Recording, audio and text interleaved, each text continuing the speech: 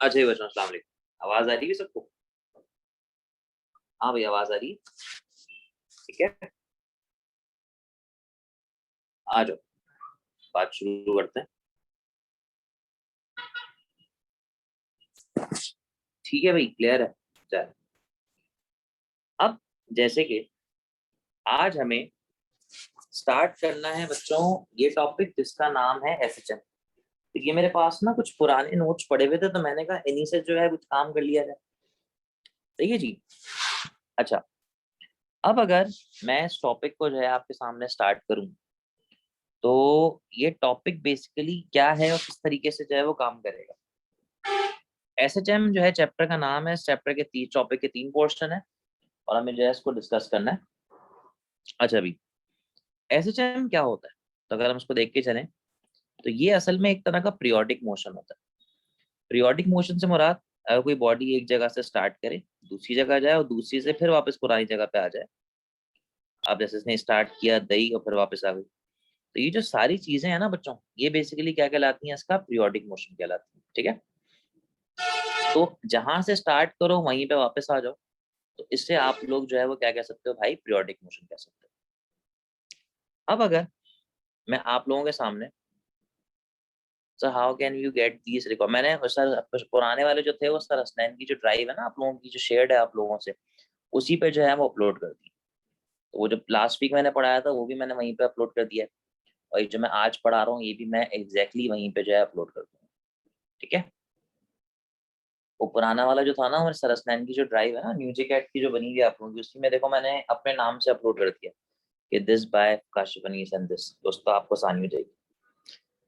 अच्छा जी, अब जैसे फॉर एग्जांपल हम एक सर्कल उठा लेते हैं बच्चों। अगर इस सर्कल को आप देखें, तो सर्कल में देखें एक सर्कल का एक पॉइंट है जो यहाँ पर है, तो मैंने इस पेपर पे उसको यहाँ मार्क कर दिया। अब जब वो पॉइंट यहाँ चला गया, उसने 90 डिग्री का एंगल कवर किया, तो मैंने उस पॉइंट को यहाँ मार्क कर दिया। फिर वो नीचे की तरफ आया, फिर मैंने उसको इस जगह पे मार्क कर दिया। फिर वो नीचे गया तो मैंने उसको थोड़ा नीचे मार्क कर दिया। फिर जब वो अपनी पुरानी जगह पे वापस आया तो उसको मैंने यहाँ पे मार्क कर दिया। तो देखो मेरे पास इस तरह से ये अलग अलग पॉइंट्स जो है यहाँ पे मुझे मिल गए। इन पॉइंट्स को मैंने आपस में ज्वाइन किया और मुझे एक पूरी वेव मिल गई। तो पता ही चला कि भाई ये जो मोशन है, जो कि असल में एक सर्कुलर मोशन है, जो कि असल में एक पीरियोडिक मोशन है, इसने अपने आप को जहां से स्टार्ट किया वहां पे लेके आया। इसी तरीके से ये जो मोशन है वेव का मोशन है, इसने भी अपने आप को जहां से स्टार्ट किया ये अपने आप को वहीं पर लेके आया। आ रही है बात समझ में? तो ये दोनों के दोनों पीरियोडिक मोशन है। तो इसका मतलब सर्कुलर मोशन के अंदर एक पीरियोडिक मोशन और छुपा होता है। वो मोशन बेसिकली कौन सा होता है? टू एंड फ्रो मोशन होता है। और टू एंड फ्रो मोशन आप जो है बखूबी जानते हैं कि टू एंड फ्रो मोशन है, बॉडी जिस पॉइंट से स्टार्ट करती है उसी पॉइंट पर आके रुकती है, और वो एक पर्टिकुलर पॉइंट के आगे पीछे क्या कर रही होती है बच्चों मेरे, मूव कर रही होती है। समझ में आ रही है सारी बातें क्या कहना चाह रहा हूँ? तो इस तरीके से ये वाला जो है काम होता है, बॉडीज जो है वो क्या कर रही होती है बेटा, मूव कर रही होती है। खैर, इसकी देखें डेफिनेशन ही मैंने ये लिखी है कि the SHM is a periodic motion in which a body performs to and fro motion in such a way, ये इंपॉर्टेंट पॉइंट है, in such a way that acceleration is directly acceleration is directly directly proportional to the displacement covered in opposite direction। अब ये जो जुमला लिखा है ना, इसको समझने के लिए आपको इस पेंडुलम की एग्जांपल लेनी पड़ेगी। पेंडुलम इनिशियली यहाँ पे था, आपने इसको धक्का दिया, ये यहाँ से यहाँ तक डिस्प्लेस कर गया, इसने जो डिस्टेंस कवर किया वो एक्स था।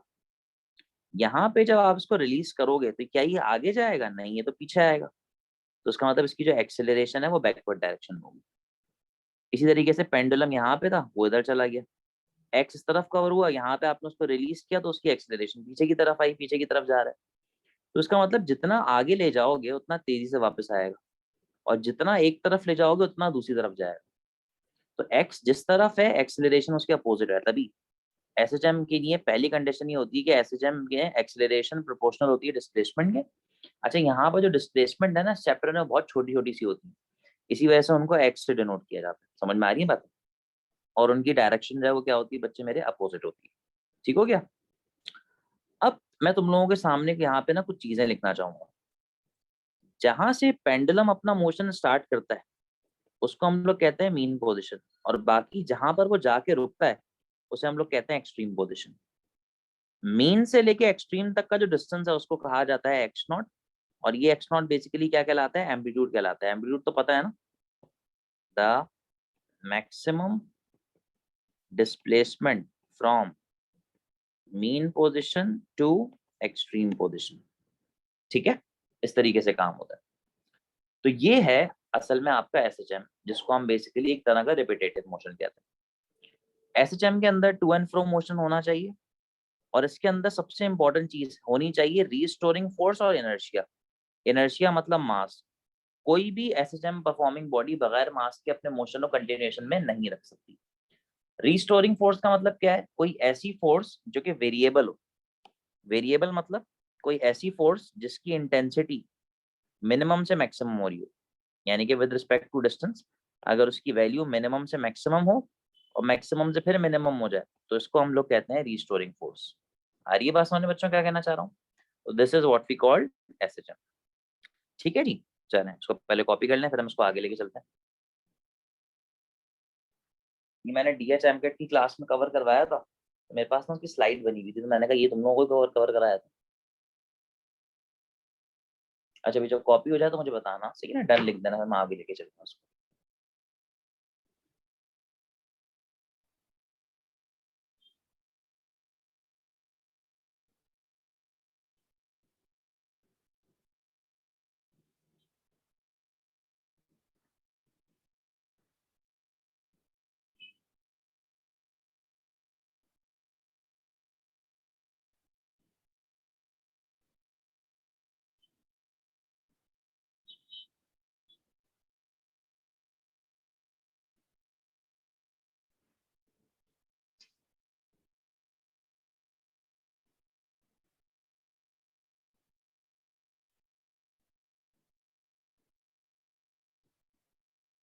ठीक है, आगे चलें।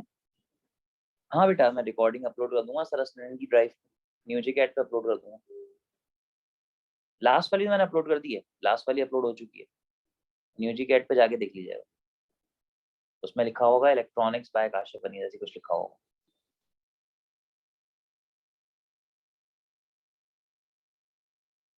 ठीक है भैया, आगे चलें। यू डिडंट फाइंड इट, रुक जाओ।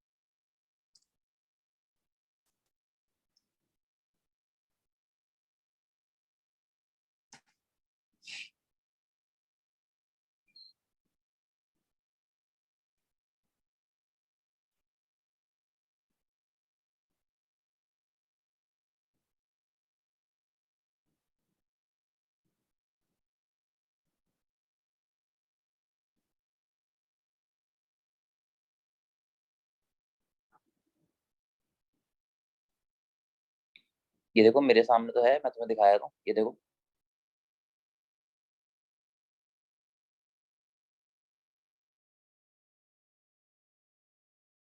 ये देखो, ये ड्राइव है, physics sir Hasnain by sir Hasnain, और ये देखो इलेक्ट्रॉनिक्स न्यूजिकैट बाय काशिफ अनीस आया। ये सारे उनके लेक्चर्स हैं, ये वाला मेरा लेक्चर है। ठीक है, आई समझ में? नहीं वो तो है, तो न्यूजिकैट का तो सेम है ना उनका, न्यूजिकैट का तो सेम है ना। अच्छा रुको, अगर एक सेकंड रुको, एक सेकंड रुको, एक सेकंड रुको, मैं अभी इसका जो है मसला हल कर देता हूँ कि क्या इशू आ रहा है।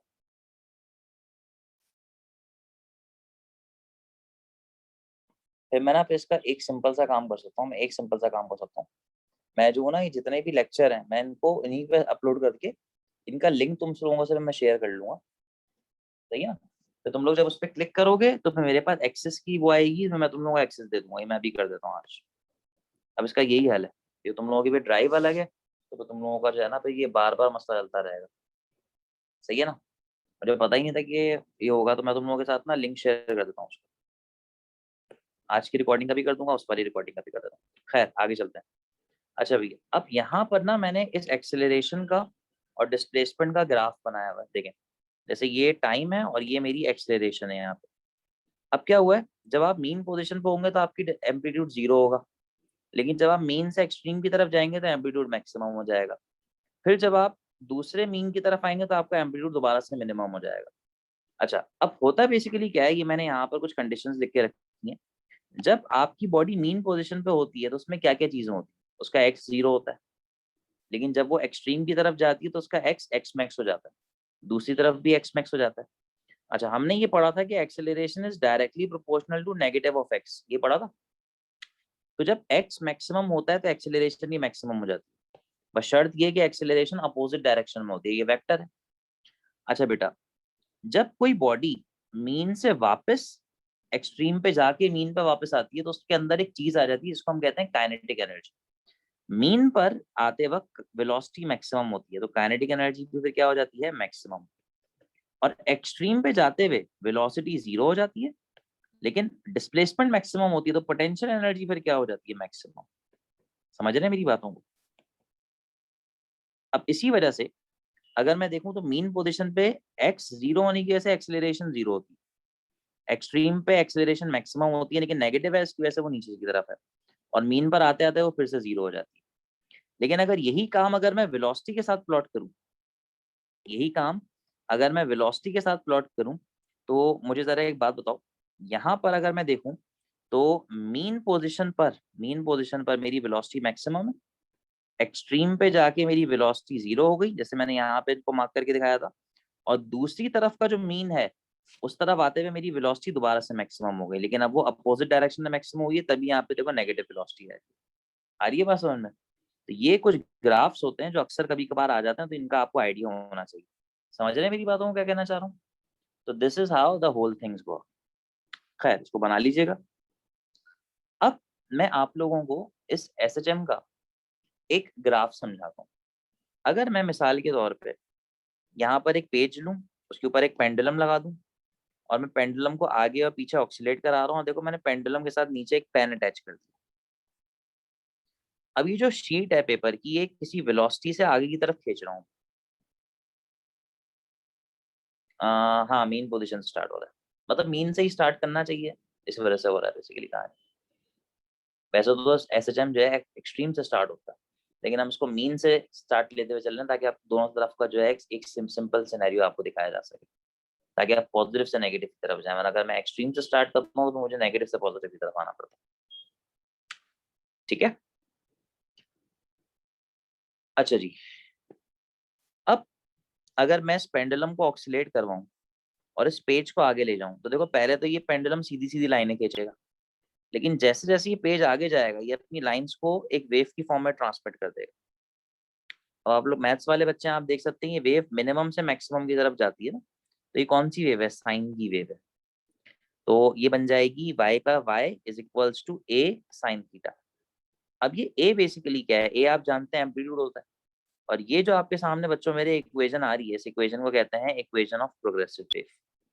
ठीक है। तो असल में जो एसएचएम होता है, उसकी उसकी डिस्प्लेसमेंट को अगर किसी ग्राफ पे प्लॉट किया जाए, तो उसकी डिस्प्लेसमेंट का जो ग्राफ बनता है वो असल में कौन सी वेव बनती है, साइन वेव बनती है। क्लियर होती है सारी बातें आप लोगों को। और उस वेव को हम लोग प्रोग्रेसिव वेव, उसकी इक्वेशन को हम लोग प्रोग्रेसिव वेव की इक्वेशन कहते हैं। प्रोग्रेसिव वेव क्या होती है, मैं वेव के टॉपिक में पढ़ा भी दूंगा अलग से, अभी की नहीं, इतना समझ लो कि progressive wave is a travelling wave. जो वेव किसी एक पॉइंट से दूसरे पॉइंट तक ट्रैवल कर जाए उसको प्रोग्रेसिव वेव कहते हैं। अच्छा, अब इस इक्वेशन में ये ओमेगा टी कैसे आया, देखिए थीटा जो होता है ना, जैसे s is equal to we t होता है, इसी तरह एंगुलर मोशन में एस की जगह पे थीटा आ जाता है, वी की जगह पे ओमेगा आ जाता है, और टी की जगह पे टी आ जाता है। आ रही है बात समझ में। तो S is equal to we T की जगह पे theta is equal to omega T आ जाता है। समझ रहे हो बातों को क्या कहना चाह रहा हूँ। तो अब अगर मैं इस थीटा की जगह पे ओमेगा टी लिख दूं तो कोई मोजायका नहीं है, दोनों बिल्कुल सही चीज है, ठीक है ना। अब मैं यहाँ से एक सिंपल सा फंक्शन आपके सामने लेके आता हूँ, देखिएगा जरा। लेट से अगर मैं इसको मिटा दूं और इसको मैं दोबारा से आपके सामने एक्सप्लेन करूं,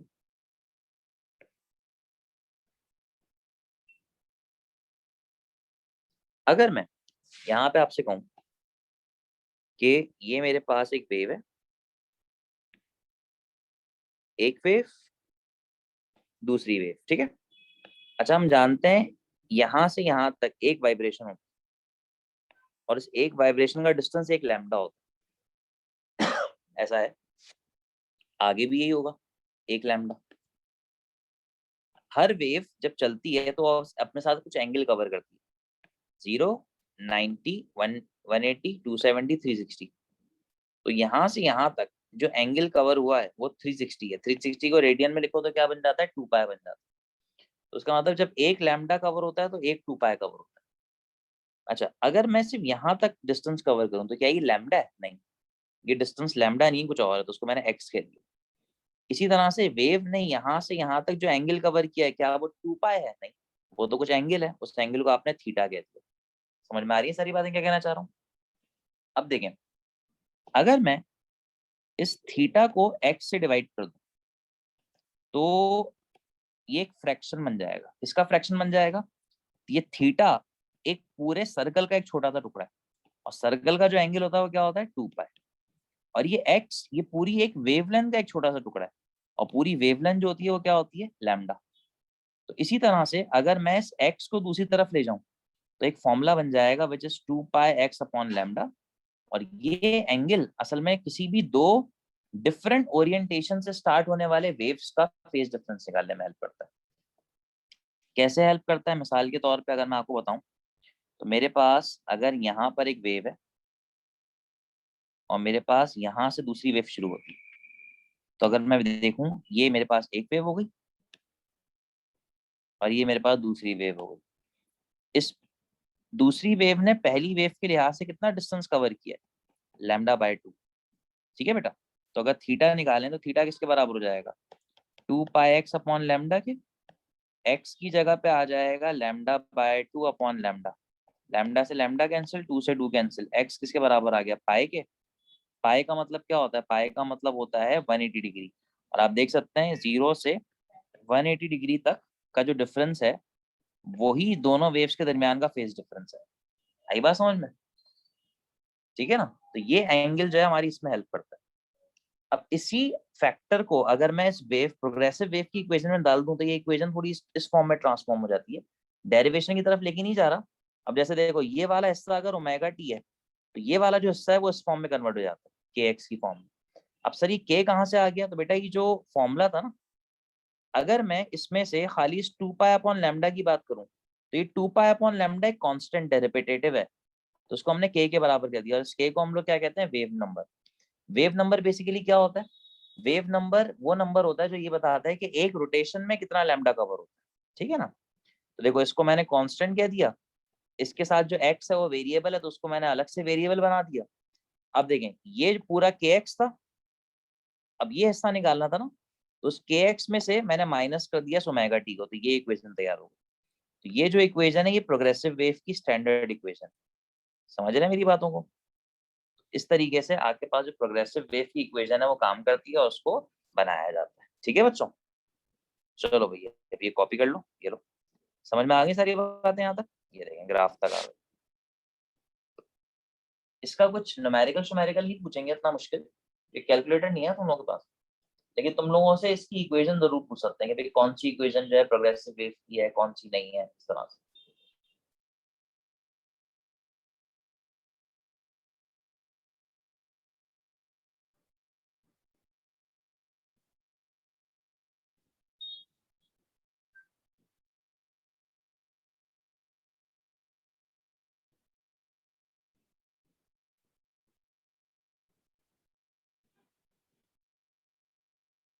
अच्छा भाई, जब हो जाए तो बताना, डन।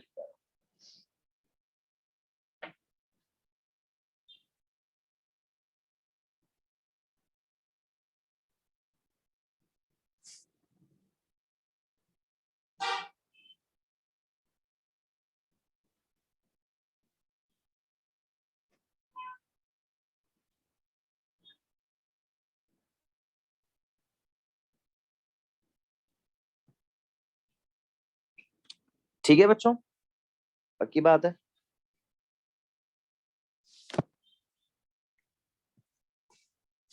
आगे चलें।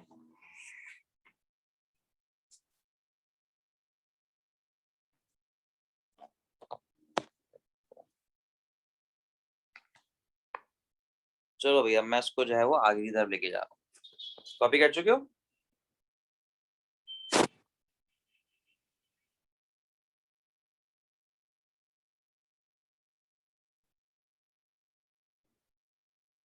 ओके ओके, वेट कर लेना, रुक जा, वेट कर लेते हैं।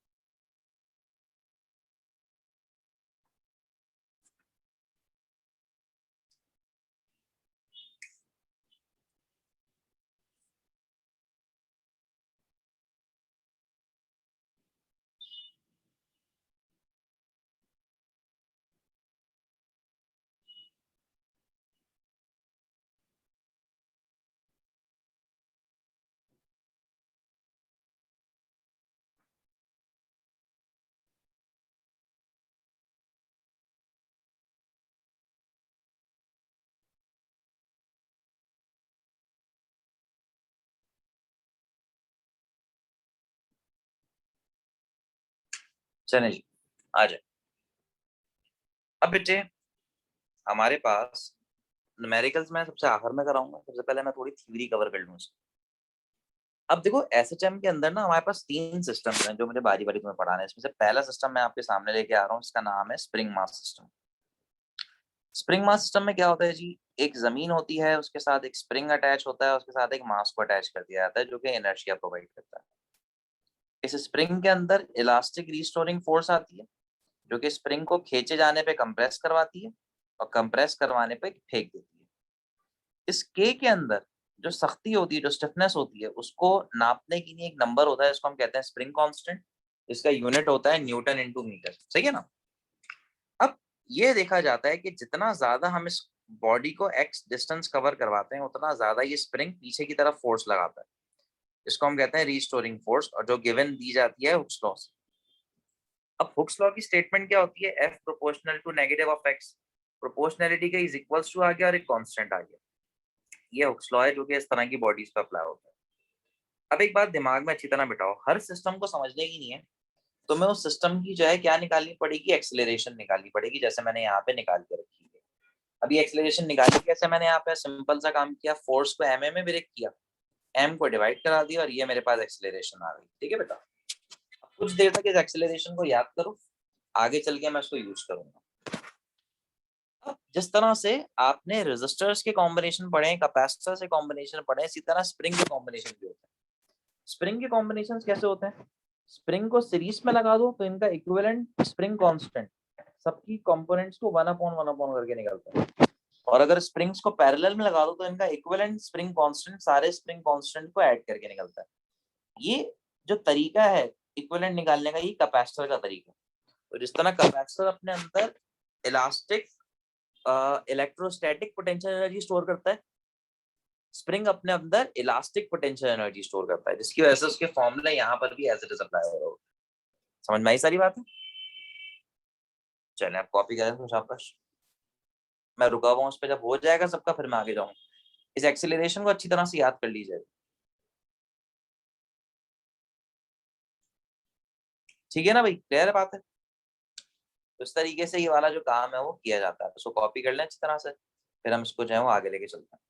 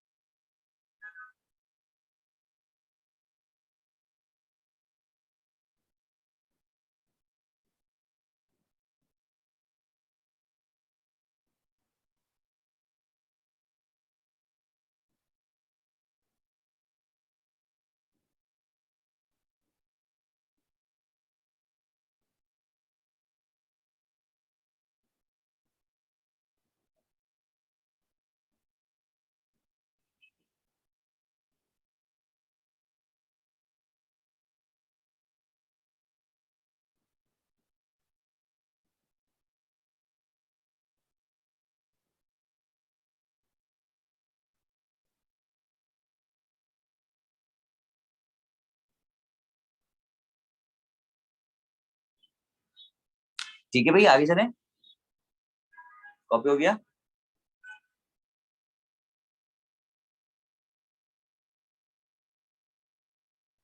अब तक डन नहीं आया ना, इसलिए तो मैं रुका हुआ। 1 मिनट और रुक जाता।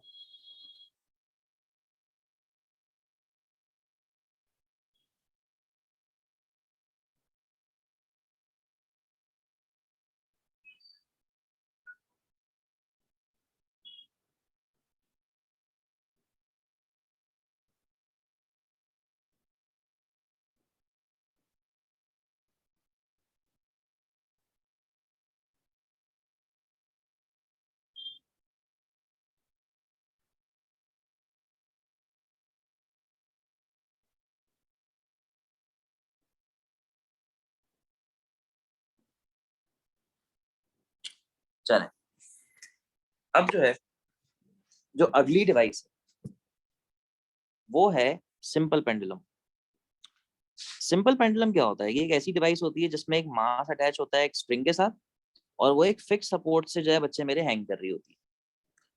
अब अगर तुम इसको देखो, तो अगर मैं इसकी डायग्राम आपको समझाऊं, तो ये स्ट्रिंग है, इसकी लेंथ को मैंने एल कह दिया, इसको मैं थोड़ा सा डिस्प्लेस करा के यहाँ पे ले गया। मीन पोजीशन से यहाँ तक इसने जो भी डिस्प्लेसमेंट कवर की वो एक्स है, और साथ साथ इसने वर्टिकल से कुछ एंगल बनाया थीटा। इस एंगल की एक लिमिटेशन है कि ये एंगल 1 डिग्री और 5 डिग्री के बीच में होना चाहिए। सर ऐसा क्यों, ज्यादा क्यों नहीं हो सकता? ज्यादा अगर कर देंगे तो आपका motion to and fro motion नहीं रहेगा, बल्कि सर्कुलर मोशन बन जाएगा। ठीक है। अब इस पॉइंट पे हमें थोड़ा सा फोर्सेस को रिजॉल्व करना पड़ेगा। जैसे आपने अपने एएस में वो याद है, इंक्लाइन प्लेन पे एक बॉडी आती है, नीचे आपने वर्क निकालना होता है और आप उसके वेट के कंपोनेंट्स को रिजॉल्व करते हैं, वैसा ही कुछ करना है। ये आपका वेट है। अब मैं हमेशा ना वेक्टर्स पढ़ाते हुए एक बात करता हूँ कि यार अगर कोई वेक्टर इंक्लाइंड है तो उसके दो कंपोनेंट्स होते हैं, एक्स और वाई। अगर तो एंगल एक्स कंपोनेंट से बन रहा है तो उसमें कॉस थीटा आ जाएगा एक्स में, और वाई में साइन थीटा आ जाएगा। लेकिन अगर तो एंगल वाई कंपोनेंट से बन रहा है तो फिर उसके वाई कंपोनेंट में कॉस थीटा आएगा और एक्स में साइन थीटा आ जाएगा। ये ओरिएंटेशन होती है ना बेस की और परपेंडिकुलर की। तो अगर आप यहाँ पे देखें तो एंगल जो है वो वाई से बन रहा है और एक्स से नहीं बन रहा, तो वाई में कॉस है और एक्स में साइन है। ठीक है। अब बच्चों जब बॉडी यहाँ पे जाके रुकती है, तो देखें इसके ऊपर वाली जो टेंशन है और जो नीचे वाला वेट है वो तो बैलेंस है, लेकिन जो एक्स वाली फोर्स है वो अनबैलेंस है, क्योंकि देखें वेट भी एक्स की डायरेक्शन में एक्ट कर रहा है। समझ रहे हो मेरी बातों को? तो अगर मैं आप लोगों से कहूं कि यार ये किस तरह से काम किया जाएगा, तो हम इसको यहाँ पे इस तरह से लिखेंगे कि वेट प्लस डब्ल्यू एक्स एक डायरेक्शन में तो ऐड हो जाएंगे is equals to net force 0, और जब मैं इस डब्ल्यू एक्स को उस तरफ ले जाऊंगा तो ये नेगेटिव बन जाएगा। ठीक है। अब देखो फोर्स को मैंने एक्सपेंड किया एम ए में, डब्ल्यू एक्स बराबर था डब्ल्यू कॉस थीटा के, डब्ल्यू की जगह मैंने एम जी साइन थीटा लिख दिया। एम जी का एम कैंसिल हुआ, A is equal to G sine theta आ गया। अब साइन थीटा आप लोग मैथ्स वाले हैं, आप जानते हैं किसके बराबर होता है? परपेंडिकुलर अपॉन हाइपोटेन्यूज के। अब देखें एंगल, अब मैंने ये वाला ट्राइंगल उठाया, जो ग्रीन वाला ट्राइंगल आपको दिख रहा है, मैंने कहा इस ट्राइंगल को उठा के बनाओ, और वो ट्राइंगल ये रहा। क्या कहते हैं अपना, बल्कि नहीं मैंने बनाया नहीं है, मैं बना देता हूँ। ये एक्स है, ये एल है और ये थीटा है। एंगल के सामने परपेंडिकुलर, सबसे बड़ी साइड हाइपोटेन्यूज। तो देखो परपेंडिकुलर की जगह पे एक्स आएगा और हाइपोटेन्यूज की जगह पे एल आएगा, और ये बन जाएगी एक्सेलरेशन। आ रही है बात समझ में? अब आप लोग बोलेंगे सर इसमें नेगेटिव निशान क्यों है? नेगेटिव की वजह समझ में आ गई कैसे आया नेगेटिव? अब ये जो एक्सेलरेशन है ना बेटा, ये एक्सेलरेशन आपने याद रखनी है, ये है एक्सेलरेशन ऑफ सिंपल पेंडुलम। क्या है बच्चों मेरे? ये है एक्सेलरेशन ऑफ सिंपल पेंडुलम। ठीक है। चलो भाई पहले तो उसको कॉपी कर लो शाबाश, अपने हाथ से लिख लो उसको पहले, फिर आगे चलते हैं। 5 मिनट दे रहा हूं।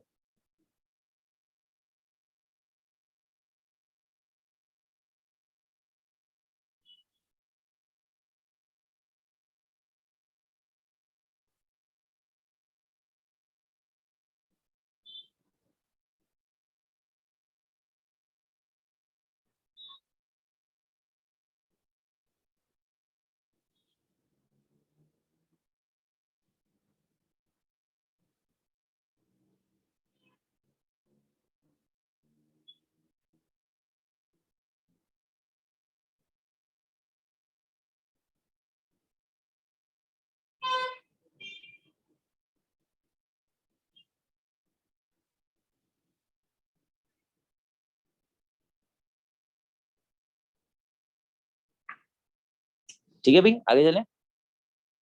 सही डेरिवेशन रिपीट कर दें, देखिए मैं आपको कर देता हूँ। आप इसको यूं समझें, फॉर एग्जाम्पल हो क्या रहा है, आप ये समझें, अगर आपको ये मुश्किल लग रहा है इसको समझना, आप यूं समझें कि ये नेट फोर्स है, ये जो एफ है ये नेट फोर्स है। अब डब्ल्यू एक्स नीचे की तरफ तो लग रहा है, लेकिन अपोजिट इसको रोकने की नहीं कोई फोर्स नहीं है, तो यहाँ पे सिर्फ डब्ल्यू एक्स आ गया। अब ये माइनस क्यों है? माइनस इस वजह से है कि ये फोर्स और डिस्प्लेसमेंट अपोजिट डायरेक्शन, क्योंकि फोर्स नीचे की तरफ लग रही है और डिस्प्लेसमेंट एक तरफ हो रही है, तो ये माइनस आ रहा है। फिर मैंने क्या किया, इसको इसको फॉर्मूले में ब्रेक किया, इसको इसके फॉर्मूले में ब्रेक किया, कैंसिलेशन की, A is equal D sine theta के फॉर्मूले में आया। साइन थीटा की जगह पे मैंने परपेंडिकुलर अपॉन हाइपोटेन्यूज रख के इस ट्रायंगल से दो वैल्यूज निकाली, पुट करी, और ये एक्सेलरेशन तैयार हो गई। ठीक है बच्चों, अब समझ में आ गया कॉन्सेप्ट?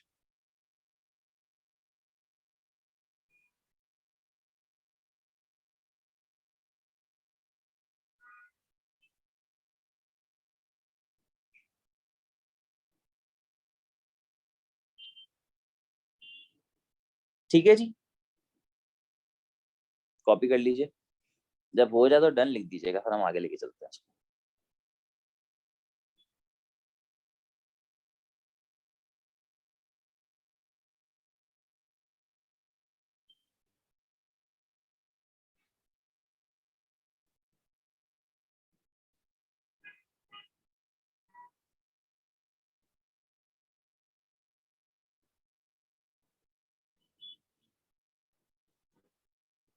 हाँ भाई चलें।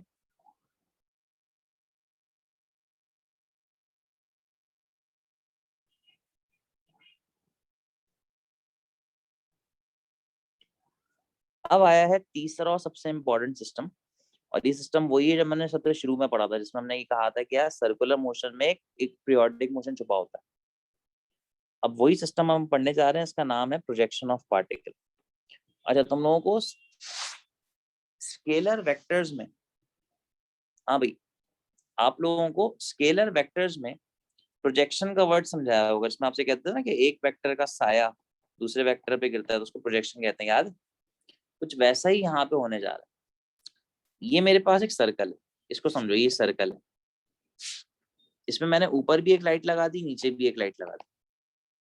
ये मेरा पार्टिकल है, जब मेरा पार्टिकल यहाँ गया तो ऊपर की लाइट के साथ साया नीचे गिरा, फिर पार्टिकल यहाँ गया तो इस जगह गिरा, फिर पार्टिकल यहाँ गया तो इस जगह गिरा, इस जगह गिरा, फिर पार्टिकल नीचे आया तो नीचे लाइट लगी हुई थी, साया ऊपर जा रहा है, तो ये साया यहाँ गया, यहाँ गया, यहाँ गया, यहाँ गया।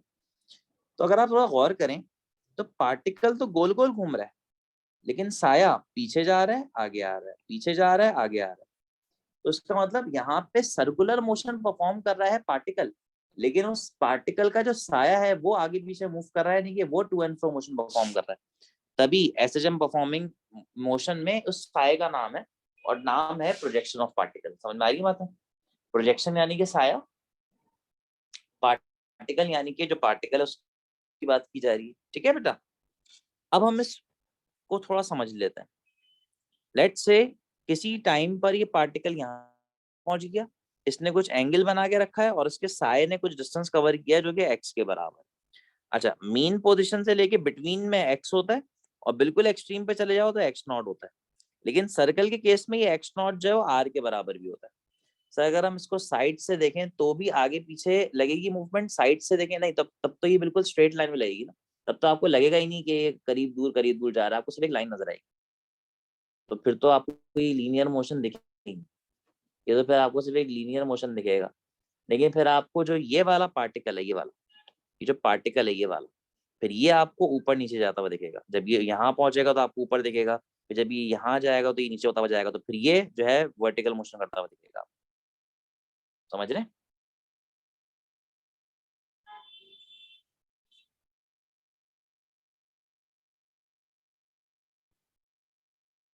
चल, अब मुझे एक बात बताओ, अगर कोई चीज गोल घूमती है तो उसके सेंटर की तरफ एक एक्सेलरेशन जनरेट होती है, वो होती है सेंट्रीपिटल एक्सेलरेशन। ऐसा है? अब देखो यार, पुरानी बात है, ये एक्सेलरेशन थीटा पर है ना, इंक्लाइंड है, तो उसके दो कंपोनेंट बनेंगे, एक बनेगा वाई कंपोनेंट, एक बनेगा एक्स कंपोनेंट। अब मैंने ये अज्यूम किया हुआ है कि मेरा पार्टिकल जो है वो एक्स एक्सिस पे मूव कर रहा है, तो इस एक्सेलरेशन का जो एक्स कंपोनेंट होगा वो रिप्रेजेंट करेगा मेरी पार्टिकल की एक्सेलरेशन। ऐसा होगा ना? तो मैंने इस एक्स कंपोनेंट को उठा लिया। अब देखें एंगल भी एक्स कॉम्पोनेंट से बन रहा है, तो एक्स कॉम्पोनेंट के फॉर्मूले में कॉस थीटा का फंक्शन आ गया। ये असल में ओरिजिनल वेक्टर होता है कि जिसका कॉम्पोनेंट ये है, तो ओरिजिनल वेक्टर क्या है AC, तो यहाँ पर भी क्या आ गया AC, जो कि सेंट्रीपिटल एक्सिलेशन है। AC का फॉर्मूला होता है v²/r। कॉस थीटा बराबर होता है बेस अपॉन हाइपोटेन्यूज के। अब देखें इसकी वैल्यू मैंने इस ट्राइंगल से निकाली। इस ट्राइंगल में ये साइड x0 है और ये साइड x है। एंगल जिससे बने वो बेस होता है और 90 डिग्री के सामने हाइपोटेन्यूज होता है, तो बेस की जगह पे x आएगा, हाइपोटेन्यूज की जगह पे x0 आएगा। अब ये आपने चैप्टर नंबर 4 में पढ़ा हुआ है। क्या sir? v is equals to r omega. तो देखें इस v की जगह पे मैंने आर ओमेगा रखा, स्क्वायर की वजह से दोनों पे स्क्वायर हो गया। सर्कल में रेडियस और x0 बराबर है, तो देखें r से r कैंसिल, x0 से x0 कैंसिल, दो चीजें बच गई जो क्या है ओमेगा स्क्वायर x। यहाँ पर भी एक्सेलरेशन और x अपोजिट डायरेक्शन में, तो यहाँ पर भी क्या आएगा माइनस आएगा। तो ये बन गई बच्चों मेरे acceleration of projection of particle, जो कि बहुत इंपॉर्टेंट। समझ रहे हैं मेरी बातों को?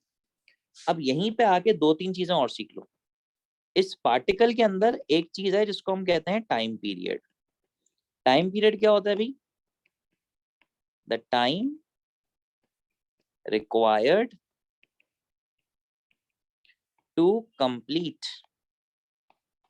One vibration. एक वाइब्रेशन को कंप्लीट करने का टाइम, जैसे देखें एक पार्टिकल गोल घूम के आ गया तो एक मरतबा पार्टिकल वाइब्रेट होके आ जाएगा, तो इसका जो टाइम लगेगा उसको टाइम पीरियड कहते हैं। अब इसको निकालने का एक बड़ा सिंपल सा तरीका है, अगर आप लोग थोड़ा सा याद करें। ये याद है सबको एंगुलर वेलोसिटी जो क्या होती थी? Theta upon T. एक पूरे चक्कर में थीटा 2 पाई हो जाएगा और टाइम टी हो जाएगा। टी को निकालो तो ये किसके बराबर हो जाएगा? 2 पाई अपॉन ओमेगा। तो ये है टाइम पीरियड का फॉर्मूला। इसी तरह से अगर इसको फ्रीक्वेंसी में कन्वर्ट कर दें, तो आप जानते हैं फ्रीक्वेंसी असल में क्या होती है? फ्रीक्वेंसी होती है F is equal to 1/T। T की जगह पे क्या आ जाएगा? 2 पाई अपॉन ओमेगा, दो डिनोमिनेटर की वजह से ऊपर आएगा और फ्रीक्वेंसी बन जाएगी ओमेगा अपॉन 2 पाई। समझ रहे हैं बातों को मेरी? चलें शाबाश, कॉपी करें पहले इसको। अब यहाँ से इंपॉर्टेंट काम शुरू है। अब इसको ढंग से अच्छी तरह से कॉपी कर लो, मैं वेट दे रहा हूँ।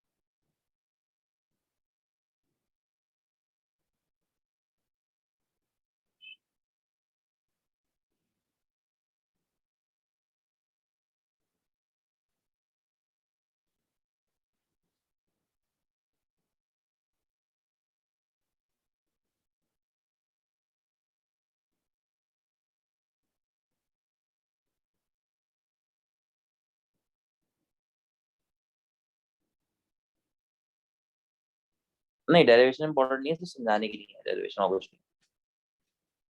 चलो, अब जो मैं इसको आगे लेके चल रहा हूँ ये इंपॉर्टेंट है। अब बच्चों जो काम है वो शुरू कर रहे हैं। अब आपने 3 कॉलम बना लेना।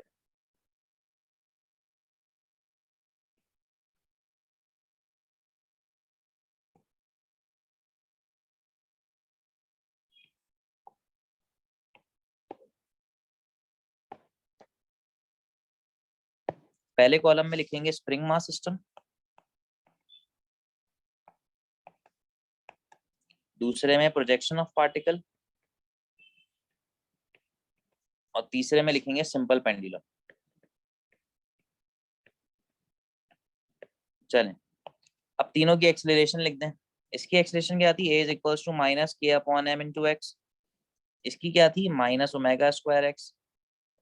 इस वाले की क्या थी? Minus g upon l into x. ठीक है, अब सुन लो 2 मिनट मेरी बात, फिर कॉपी कर ले रहा हूँ। मैं इन दोनों की एक्सेलरेशन को कंपेयर करता हूँ। ये बन जाएगा minus k upon m into x और ये बन जाएगा ओमेगा स्क्वायर अपना minus omega square into x, x से एक्स कैंसिल, माइनस से माइनस कैंसिल, जो स्क्वायर हटा तो रूट आ गया और ये बन गया अंडर रूट के अपॉन एम। अगर आप जो हो इसकी वेलोसिटी का टाइम पीरियड देखो तो टाइम पीरियड का फॉर्मूला था 2 पाई अपॉन ओमेगा। अब अगर मैं उस ओमेगा की जगह पे इसको बिठा दूं के अपॉन एम और उसको पलट के ऊपर लाऊं तो ये क्या बन जाएगा 2 pi under root m upon k. ये होता है टाइम पीरियड का formula for projection of particle. इसी तरह से अगर आप इसकी फ्रीक्वेंसी देखो तो फ्रीक्वेंसी क्या आती है ओमेगा अपॉन 2 पाई। तो इसी फॉर्मूले को पलट के लिख दो एक मरतबा उल्टा करके तो ये बन जाएगी फ्रीक्वेंसी। ठीक है। अच्छा, अब यहाँ पर प्रोजेक्शन ऑफ पार्टिकल में जो पार्टिकल मूव करता है ना इसके पास कुछ वेलोसिटी भी होती है और इसे कहते हैं टेंजेंशियल वेलोसिटी। उसकी मैं डेरिवेशन नहीं करा रहा, मैं डायरेक्टली फॉर्मूला बता रहा हूँ। वो वेलोसिटी होती है v is equals to omega under root x naught का स्क्वायर माइनस एक्स का स्क्वायर। तो अगर मैं यहाँ पे भी वेलोसिटी लिखूं तो कुछ नहीं करना, सिर्फ ये काम करना है k upon m into x naught का स्क्वायर माइनस एक्स का स्क्वायर। ठीक है। अब यही वेलोसिटी अगर मैं दो अलग अलग जगहों पे निकलवाऊं, जैसे मीन पोजीशन पे निकलवाऊं और एक्सट्रीम पोजीशन पे निकलवाऊं, तो मीन पोजीशन पे x 0 होता है, एक्सट्रीम पोजीशन पे x x नॉट होता है। तो अगर यहाँ पे आपने x की जगह x नॉट रख दिया तो ये x नॉट कैंसिल हो जाएंगी। वेलोसिटी एक्सट्रीम पोजीशन पे 0 आएगी जैसे हम पहले से जानते हैं, जो कि मिनिमम मानी जाएगी। और मीन पोजीशन पे x की वैल्यू 0 है तो ये क्या बचेगा x naught square root, square से रूट कैंसिल हो जाएगा, खाली बचेगा v is equals to omega x naught. और ये मानी जाएगी मैक्सिमम स्पीड, जो कि कहाँ पे होती है बच्चे मेरे मीन पोजीशन पे होती है। आई बात समझ में। अब यही काम अगर मैं यहाँ की नहीं करूं, देखिएगा जरा, अगर मैं यहाँ की जो एक्सेलरेशन है उसको मैं माइनस ओमेगा स्क्वायर एक्स से कंपेयर करूं, माइनस से माइनस गया, एक्स से एक्स गया, स्क्वायर हटा तो रूट आ गया, तो ओमेगा बराबर हो गया under root g upon L के। ठीक है। अब टाइम पीरियड के फॉर्मूले में मैंने रख दिया, फ्रीक्वेंसी के फॉर्मूले में मैंने रख दिया, तो ये बन जाएगा 2 पाई अपॉन ओमेगा और ये बन जाएगा under root l upon g. Frequency बन गई 1/2 pi under root g upon l और वेलोसिटी का फॉर्मूला क्या बन गया under root g upon l under root x naught का स्क्वायर माइनस एक्स का स्क्वायर। ठीक बात है। तो ये हैं वो तीन सारे फॉर्मूले जो कि पूरे एसएचएम में जो है बच्चों मेरे यूज किए जाएंगे। ठीक है, पक्की बात है। चलें जी, कॉपी करें शाबाश। कोई मसला?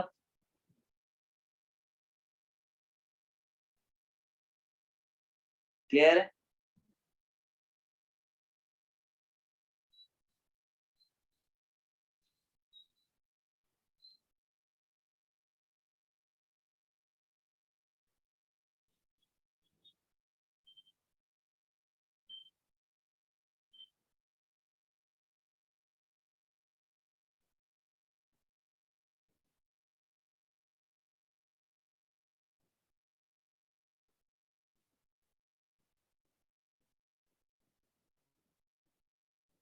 ठीक है जी, कॉपी कीजिए।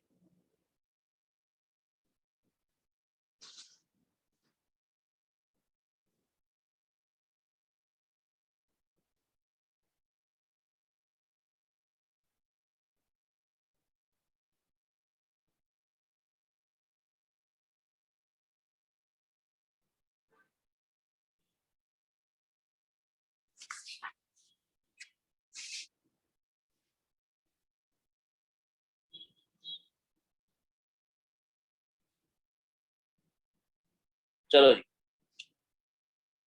कॉपी कर चुके सब।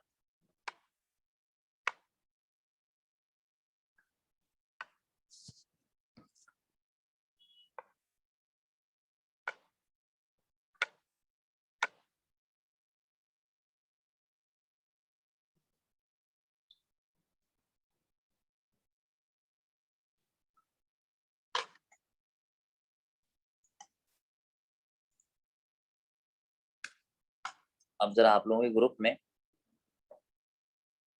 वर्कशीट शेयर कर दूं उसकी।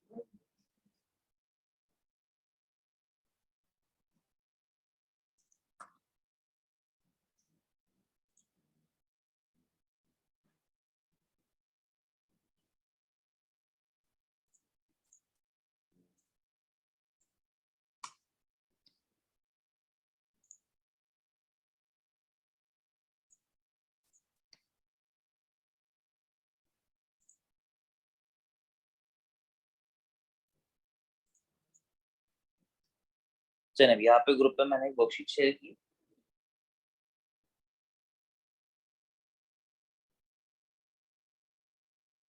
अब आए जरा उसको सॉल्व भी कर लेते हैं।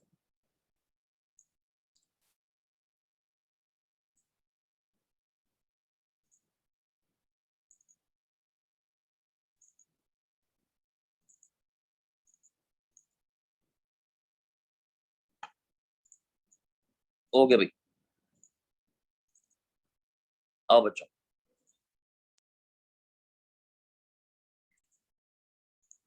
The dimension of omega square x बताओ किसके बराबर होगी?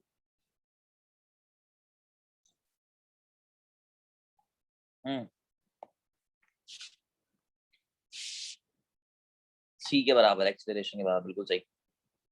N oscillatory vibratory motion is always under, क्या होगा?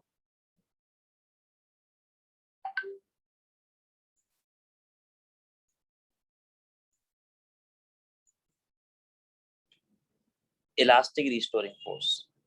ये ज्यादा से ये भी सही है, लेकिन ये रिस्टोरिंग का वर्ड यहाँ पे आ जाएगा तो दोनों का मतलब सेम हो जाएगा। और देखें इनर्शिया का भी ऑप्शन है ना यहाँ पे, तो ये ज्यादा बेहतर ऑप्शन सही है। अच्छा बेटा ये गलत सवाल है, इसको छोड़ दीजिएगा। 20 न्यूटन की फोर्स एक्सटेंशन पे अप्लाई की, स्टिफनेस निकालनी है, स्टिफनेस के हो गया था। एफ इज इक्वल्स टू के एक्स है ना, हुक्स लॉ। करना चाहो तो कर लो, हाथ क्या जल्दी से। के निकालना है, तो 20 को डिवाइड बाई 10 करोगे, वो 0.1 हो जाएगा। जीरो नीचे से पॉइंट मूव करेगा तो ऊपर एक जीरो बढ़ जाएगा, तो आंसर आएगा सी। ठीक है। अच्छा जी, अब इस सवाल में ये डिस्प्लेसमेंट गिवन है आपको, ये वेव की इक्वेशन है, आपको फ्रीक्वेंसी निकालनी है।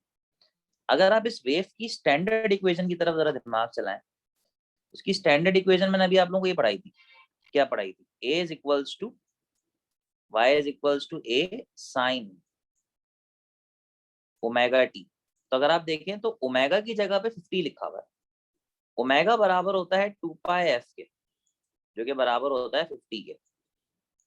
अगर मैं 50 एफ निकालूं तो मुझे 50 को डिवाइड करना पड़ेगा 2 पाई से। पाई की वैल्यू राउंड ऑफ कर लो तो 3 हो जाएगी, और ये कुल मिला के 6 बन जाएगा। तो अगर आप इसको सॉल्व करें तो ये बन जाएगा 25/3। अब मेरे ख्याल से 25/3 आप लोग कर लेंगे सॉल्व, तो करें जरा, चेक करें आंसर क्या बनता है। डिवाइड करके देखें 25 को 3 से। 25 के 2 टुकड़े करो तो 8 पॉइंट समथिंग कुछ बनेगा ना, सही है। तो 8 गिवन है, तो ये फ्रीक्वेंसी बन जाएगी। ठीक है, चलो बेटा जरा 6 सॉल्व करो, शाबाश। जिससे 5 हो जाए वो 6 की तरफ बढ़ जाए। 6 सॉल्व कीजिए। 6 का आंसर कह रहे हैं सी है।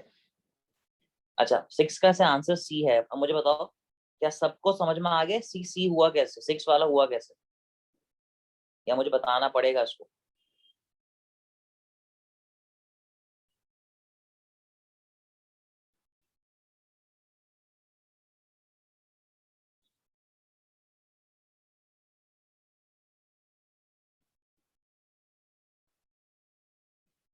हाँ जी।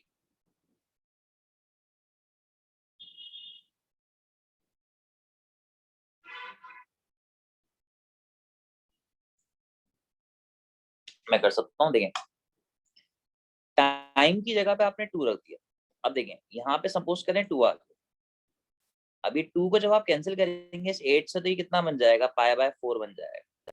अगर आपको याद हो पाई होता है 180 डिवाइड बाय 4। अब 180 को अगर तुम 4 से डिवाइड करो तो बच्चे मेरे ये बन जाएगा 45। अब cos 45 की वैल्यू याद करनी पड़ेगी। cos 45 की वैल्यू होती है 1/√2। तो देखो ऊपर √2 मल्टीप्लाई में था, नीचे वाला डिवाइड में था, कैंसिल होगा 1 बचा, तो आंसर 1 आ गया। ठीक है, सही है हारिस?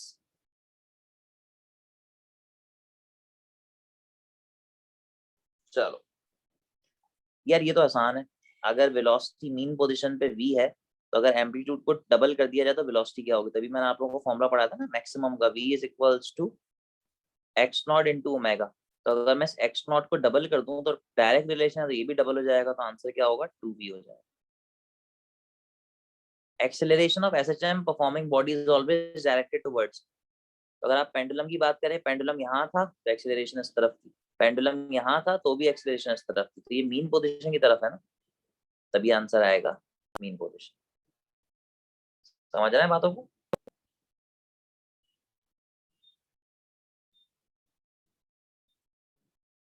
अच्छा भाई ये बहुत इंपॉर्टेंट है। कहा ये जा रहा है एक स्प्रिंग है जिसका स्प्रिंग कांस्टेंट के है। अगर मैं उसके 3 टुकड़े कर दूं तो हर टुकड़े का स्प्रिंग कांस्टेंट कितना होगा? तो एक बात याद रखें, ये जुमला लिख लें मेरा, स्प्रिंग के जितने टुकड़े करो स्प्रिंग कांस्टेंट उतने टाइम्स बढ़ जाता है। स्प्रिंग के जितने टुकड़े करो स्प्रिंग कांस्टेंट उतने टाइम्स बढ़ जाएगा। यानी कि अगर एक स्प्रिंग था, 2 टुकड़े किए तो हर टुकड़े का स्प्रिंग कांस्टेंट 2 के होगा। यहाँ पे 3 करे हैं तो हर स्प्रिंग का कांस्टेंट जो है वो 3 के होगा। हाँ ये डॉपलर इफेक्ट से रिलेटेड है, जब पढ़ाऊंगा तो कराऊंगा, अभी छोड़ दें। ठीक है बेटे?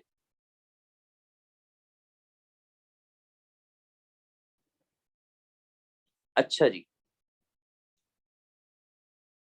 अब बच्चों जरा ये वाला सवाल सब ट्राई करके देखो। 15वां सवाल जो है, ये सवाल सॉल्व होगा इस फॉर्मूले से, v is equals to omega under root x naught का स्क्वायर माइनस एक्स का स्क्वायर। ट्राई कीजिए जरा, 2 मिनट है आपके पास।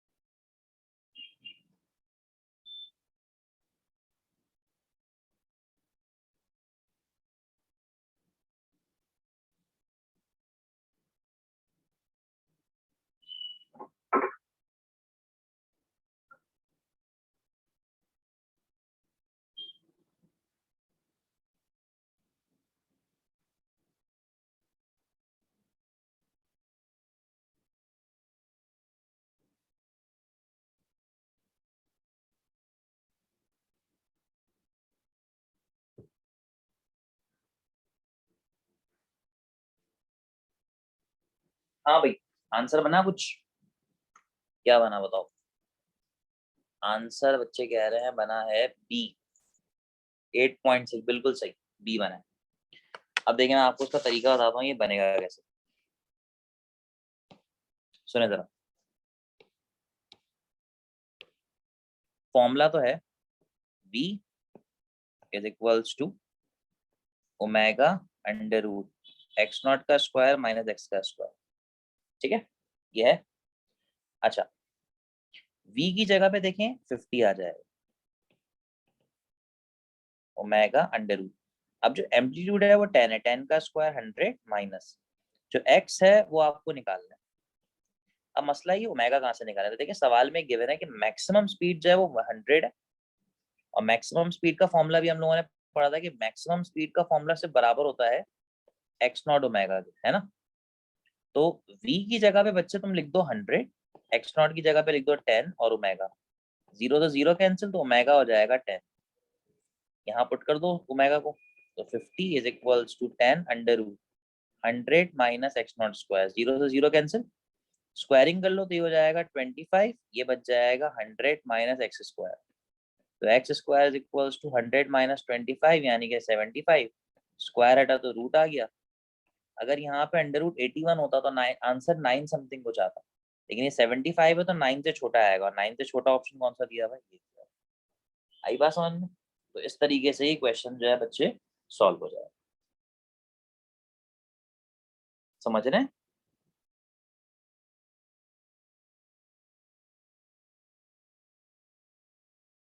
ठीक है बच्चों, कॉपी कर लीजिए, कॉपी कर लीजिए।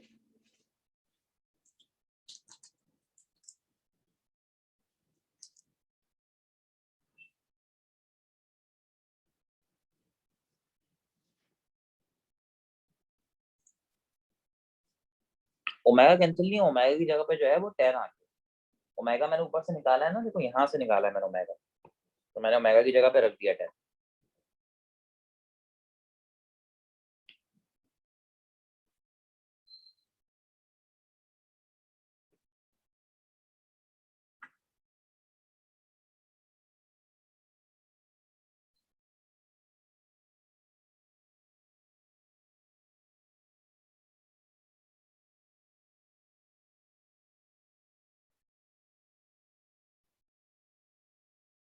ठीक हो गया?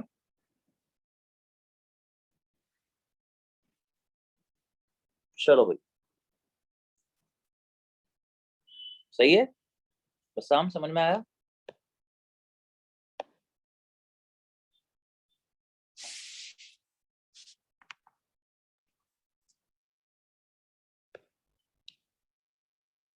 अच्छा भाई, अब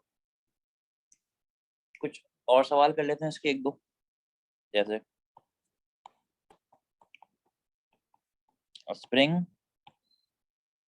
mass system when have a mass of m, the time period is 2 seconds. When 2 kg is added in it, its time period increases to 3 seconds. Find m. अब ये जो क्वेश्चन है ये पढ़ के ही समझ में आता है यार, ये स्प्रिंग मास सिस्टम का क्वेश्चन है और टाइम पीरियड से रिलेटेड सवाल है। तो टाइम पीरियड का पहले तो फॉर्मूला दिमाग में लाओ, ये होता है। अब देखिए इसमें हमारे मतलब की चीजें सिर्फ दो हैं, बाकी तो कांस्टेंट है ना, तो उसको हटा दे। तो मैं उसको खाली ये लिख लेता हूँ। अब दो कंडीशंस दी हुई हैं, तो initial initial, final final, divide कर देते हैं। जब टाइम 2 था तो मास m था, जब मास में 2 kg और ऐड किया तो टाइम हो गया 3। अब m निकालना है, जो चीज मालूम करनी है वो रूट के अंदर है, तो स्क्वायरिंग कर लेते हैं। तो ये बन जाएगा 4/9 और ये बन जाएगा m/m+2। इक्वेशन सॉल्व करनी है, क्रॉस मल्टीप्लाई कीजिए, ये बन जाएगा 4m + 8 और दूसरा बन जाएगा 9m। इसको उधर ले जाएं तो ये 8 इज इक्वल्स टू 5m। 5 को डिवाइड में लाएं तो ये बन जाएगा 8/5 जो कि होता है 1.6 kg।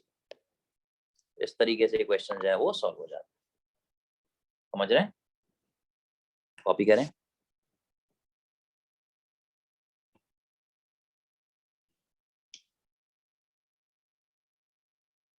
ठीक है ना?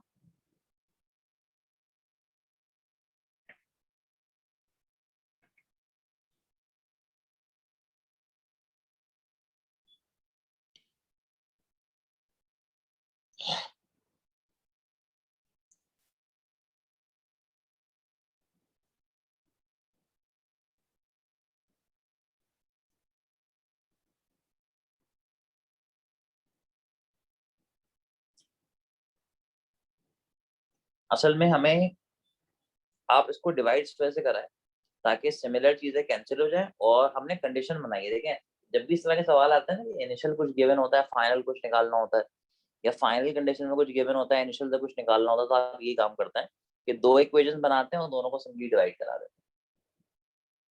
ठीक है ना?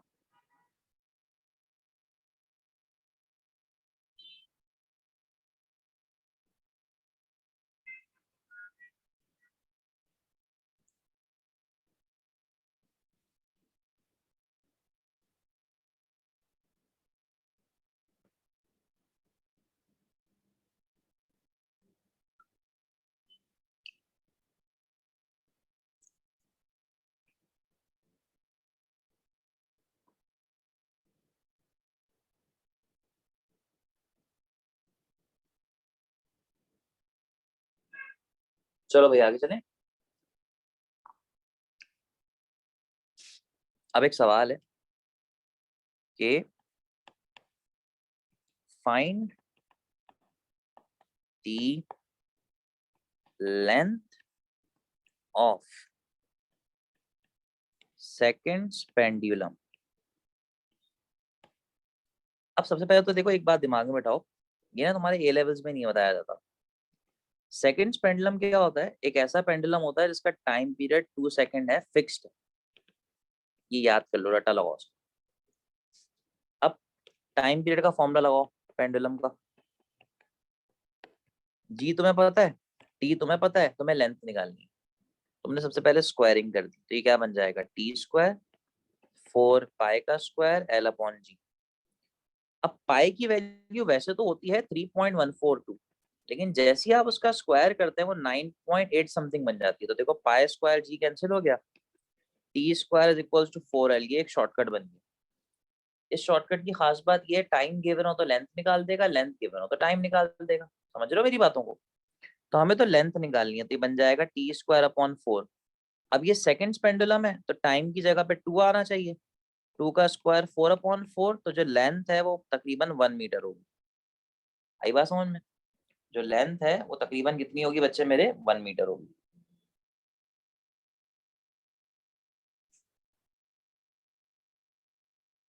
ठीक हो गया जी?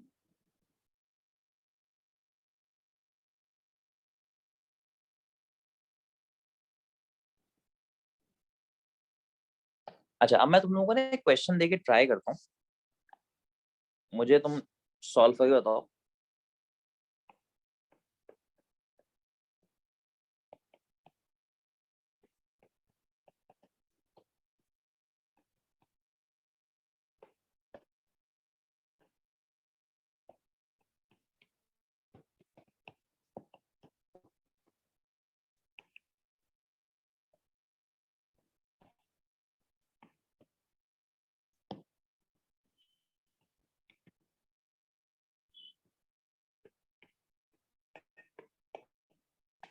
चलो भाई, क्वेश्चन गिवन है, ट्राई करके देखें जरा होगा ऐसे से। ठीक है।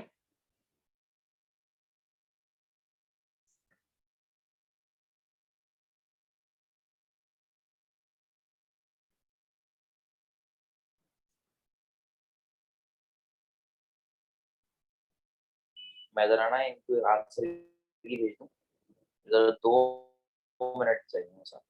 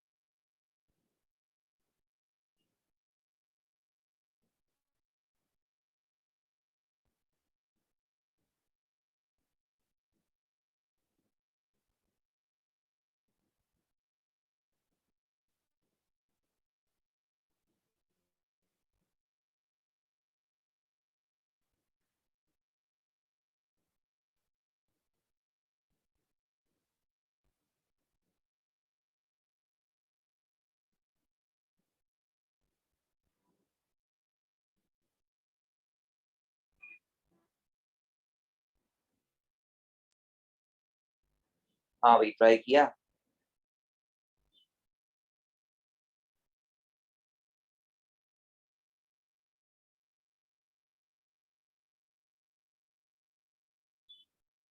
अब जरा हो गया है। कहानी ये है कि आपने, मैं आपको एक सिंपल सी शॉर्ट ट्रिक सिखाया। किसी भी प्लेनेट पर अगर आपको टाइम पीरियड निकालना है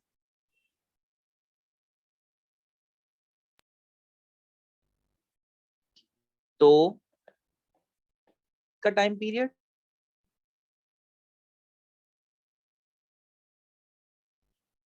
multiply by under root of earth का time period multiply by under root of 1/n।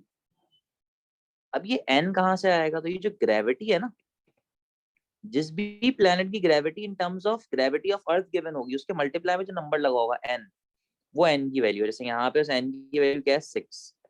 तो ये फॉर्मूला कुछ यूं बन जाएगा ना, 1/6, ये पलट के ऊपर, और ये क्या बन जाएगा? t into under root of 6। अब टाइम पीरियड ऑफ अर्थ कितना गिवन था? 2 सेकेंड।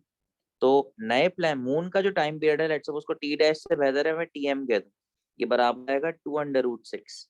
अब अंडर रूट 6 यार अंडर रूट 4 से 2 टाइम्स बड़ा है, तो ये 2 टाइम 0.2 होना चाहिए। तो 2.2 यानी कि अप्रोक्सीमेटली 4.4 सेकेंड समथिंग आंसर होगा इसका। आ रही है बात समझ में बच्चों? तो इस तरीके से यार ये क्वेश्चन सॉल्व किया जाता है, और ये इस क्वेश्चन को सॉल्व करने की शॉर्ट ट्रिक है। समझ में आ गई बात है? अब जैसे फॉर एग्जाम्पल तुम लोगों से कहा जाए कि अभी अर्थ पे टाइम पीरियड है यार 2 सेकेंड, जुपिटर पे टाइम पीरियड निकालो, जहाँ की जो ग्रेविटी है वो अर्थ की ग्रेविटी का 2 टाइम्स है, तो आपने फॉर्मूला कट करके लगा दिया। सही है, एन की वैल्यू क्या होगी? 2, तो 2/√2।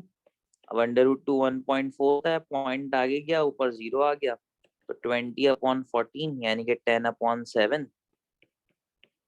7 1 7, 3 आएगा, 0 नीचे आ जाएगा, सॉरी पॉइंट ला के 0 नीचे आएगा, और 7 5 7 4 तो 1.4 समथिंग कुछ बना ना, है ना? 1.4 समथिंग कुछ बना। नहीं, 7 4 28। हाँ ठीक है, 30 बना है तो वो ऐसे ही बन जाएगा। ठीक हो गया? क्लियर है? इस तरीके से क्वेश्चंस जो है वो सॉल्व होते हैं, आप कॉपी कर सकते हैं इसको।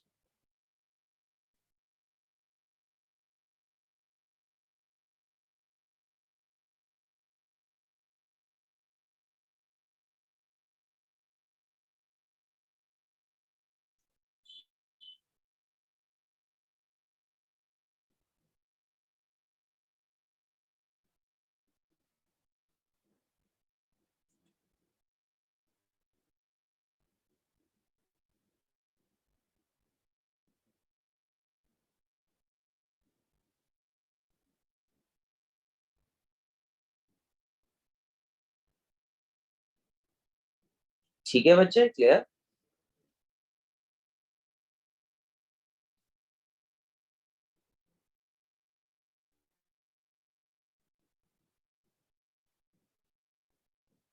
सही है ना?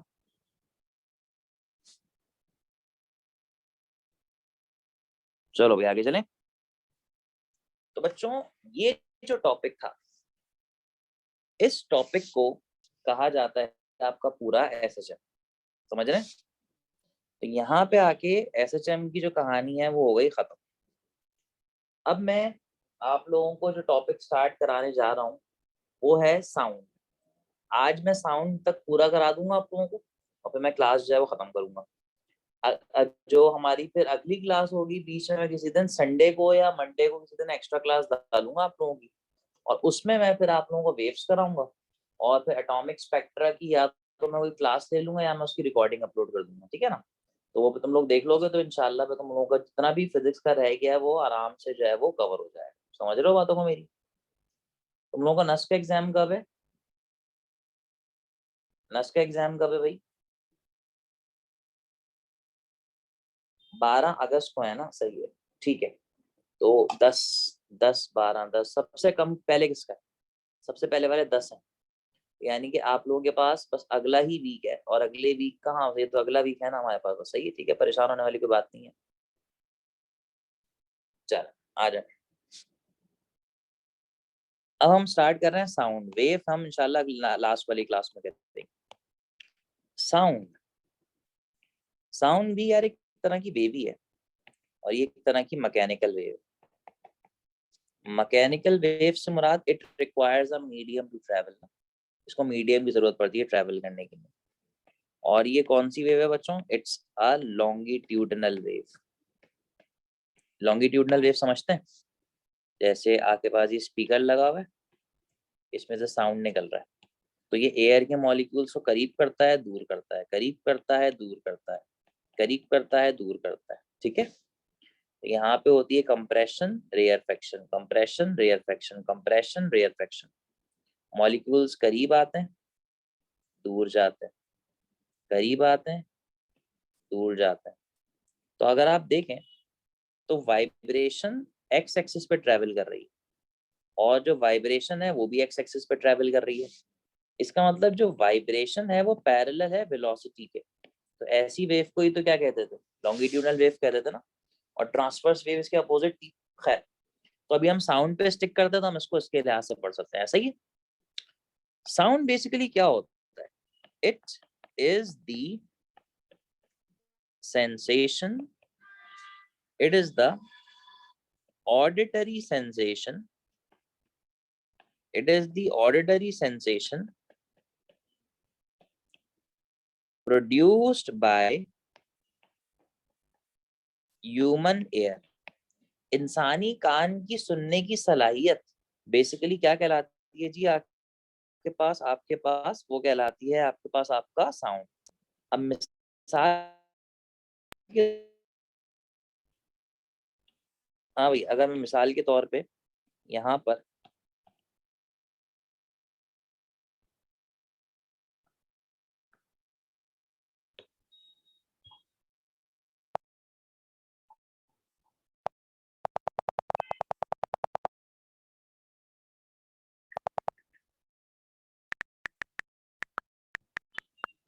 ह्यूमन एयर डायग्राम बनाऊं,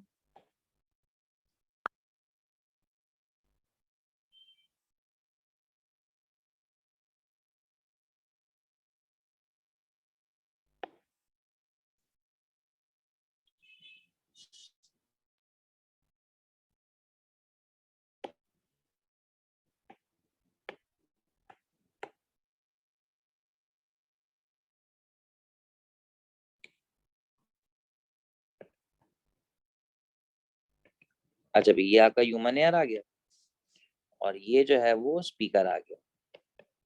अब इस स्पीकर से जो वाइब्रेशन ट्रेवल करती हुई जाती है, जब वो ह्यूमन एयर के अंदर प्रोग्रेस होती है, तो देखो जो एयर ड्रम है ना, ये वाइब्रेट करता है। इसके पीछे एक जगह होती है कॉक्लिया, जहाँ पे एक लिक्विड भरा होता है। ये वाइब्रेशन वहां तक जाती है, उस लिक्विड के अंदर कुछ हेयर्स होते हैं, वो वाइब्रेट करते हैं, इम्पल्सेस जनरेट होती हैं जो इंसानी दिमाग तक जाती हैं, और आपको साउंड सुनाई देता है। तभी ये कहा जाता है कि the auditory sensation produced by human air is called sound. समझ में आ रही है बात है बच्चों? तो इसको जो है बेसिकली हम लोग साउंड के लिहाज से ट्रीट आउट करते हैं, ठीक है। अच्छा भाई, साउंड एक मैकेनिकल वेव है। साउंड की जो स्पीड है वो एयर में होती है 340 मीटर्स पर सेकेंड, लेकिन ये होती है रूम टेम्परेचर पे, ठीक है। साउंड की स्पीड एयर में 332 मीटर पर सेकेंड होती है, और ये होती है 0 डिग्री सेंटीग्रेड पे, ठीक है। अच्छा, साउंड के अंदर एक खास प्रॉपर्टी है, साउंड की स्पीड एयर में कम है, साउंड की स्पीड किसी लिक्विड में ज्यादा है, और सबसे ज्यादा जो साउंड की स्पीड होती है वो सॉलिड, यानी कि 3 डिजिट वैल्यू एयर में होती है, 4 डिजिट वैल्यू लिक्विड में होती है, और ग्रेटर 4 डिजिट वैल्यू होती है सॉलिड में। तो ये चीजें आप लोगों को साउंड के बारे में बड़ी अच्छी तरह से पता होनी चाहिए। समझ में आ रही है सारी बातें? साउंड के अंदर कुछ प्रॉपर्टीज होती हैं, जिनमें से पहली प्रॉपर्टी होती है बच्चों मेरे लाउडनेस। लाउडनेस क्या होती है?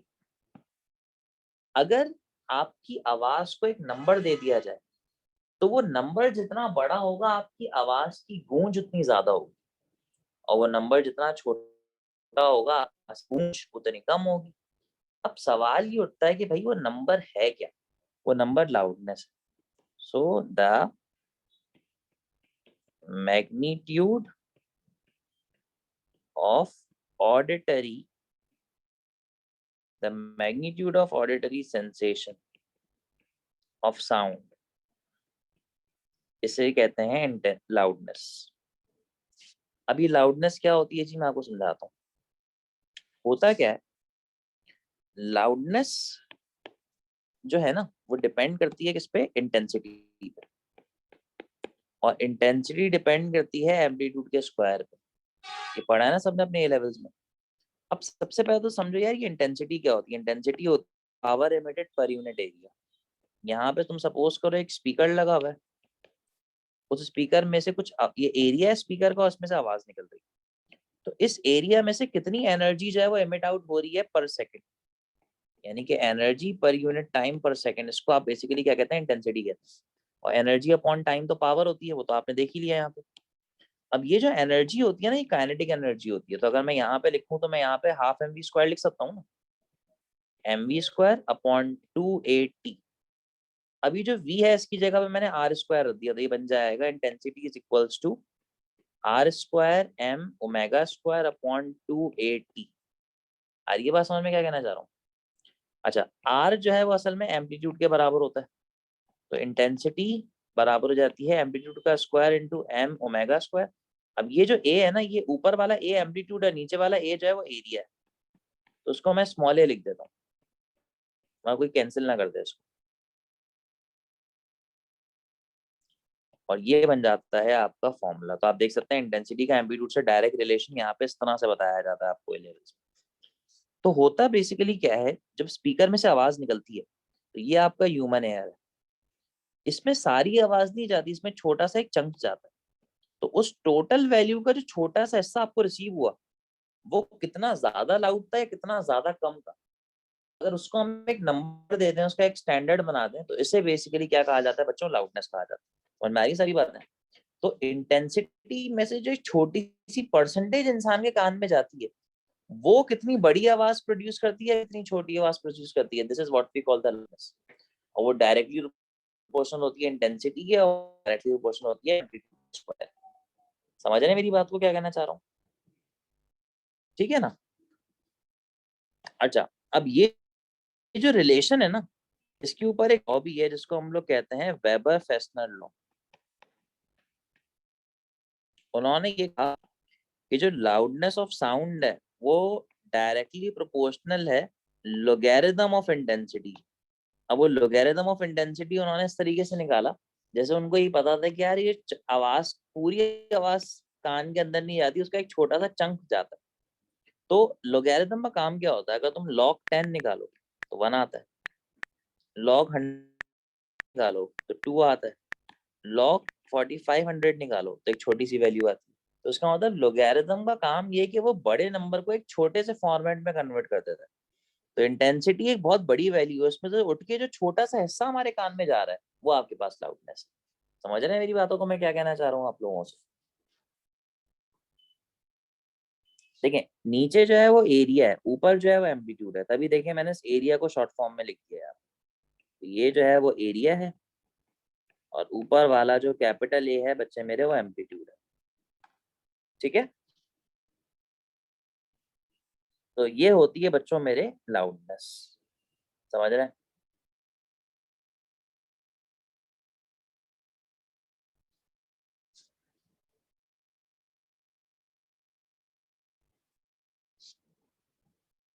ठीक है ना भाई?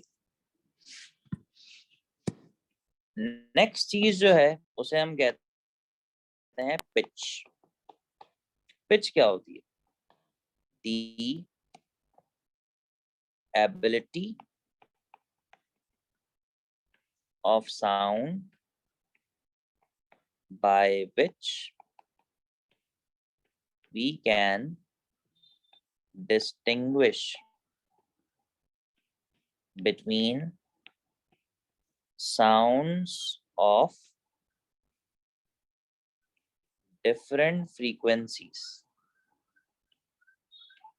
कोई ऐसा तरीका या कोई ऐसी वजह जिससे हम दो अलग आने वाली आवाजों का फर्क कर सकें, वो आपके पास फ्रीक्वेंसी कहलाती है। क्यों भाई? हमारे पास एक आवाज ये, लेट्स सपोज की फ्रीक्वेंसी है 100 हर्ट्ज, और एक आवाज हमारे पास ये है, इसकी फ्रीक्वेंसी है लेट्स सपोज 150 हर्ट्ज। तो आवाज जो ज्यादा होती है ना बेटा, वो पतली आवाज होती है, उसको कहते हैं श्रिल। और जो कम आवाज होती है उसको हम कहते हैं ग्रेव, भारी आवाज। तो फीमेल्स की आवाज पतली होती है तो उनकी फ्रीक्वेंसी ज्यादा होती है, मेल्स की आवाज भारी होती है तो उनकी फ्रीक्वेंसी कम होती है, तभी तो कम बोलते हैं वो लोग। यही बात समझ में?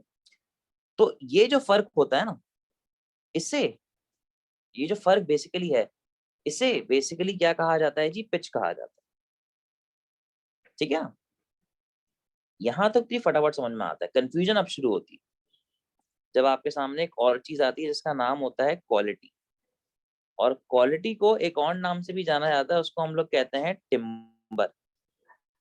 एक है क्वालिटी और दूसरा बेसिकली क्या है? टिम्बर। अब ये बेसिकली क्या होता है, इसकी डेफिनेशन लिखते हैं। So the ability of sound by which we can distinguish between sounds of same frequency originating from different sources। हाँ भाई, अगर मैं तुम्हें दो आवाजें सुनाऊं, ये आवाज आ रही है लेट्स सपोज पियानो से, यही आवाज आ रही है लेट्स सपोज गिटार से। तो देखो, दोनों ने सेम टाइम पीरियड में same number of boxes cover किए हैं, इसका मतलब दोनों की जो फ्रीक्वेंसी है वो आपस में सेम है। लेकिन आप देख सकते हैं दोनों की जो वेव का पैटर्न है वो चेंज है। और वो क्यों चेंज है? क्योंकि दोनों की सोर्सेस चेंज है। तो इस तरह से अगर आप आवाज में फर्क कर सके नेचर की वजह से, तो इसे क्या कहा जाता है बच्चों? क्वालिटी या टिम्बर कहा जाता है। अब कहते हैं ना यार, अच्छे वाले हेडफोन लो, आवाज बड़ी अच्छी आती है। वही गाना घटिया हेडफोन पे सुनो तो सारा मजा गिरगिरा हो जाता है। समझ में आती है बात है? तो वो असल क्वालिटी का फर्क होता है। ठीक है जी, क्लियर है? समझ रहे हैं मेरी बातों को? चलिए जी, कॉपी कीजिए, शाबाश।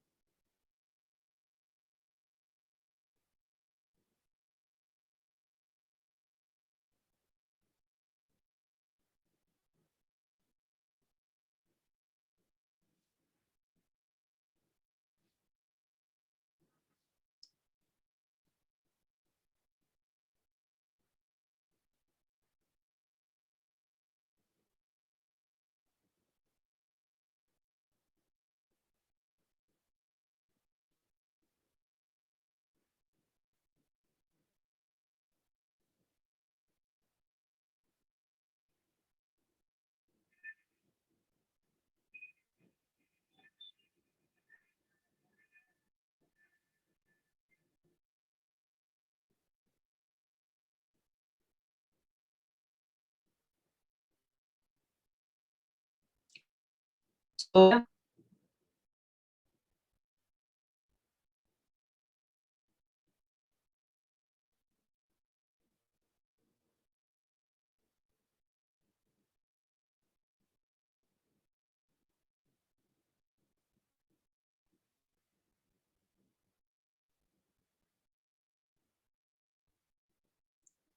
हो गया भाई। अब आता है वो टॉपिक जिसका नाम है स्पीड ऑफ साउंड।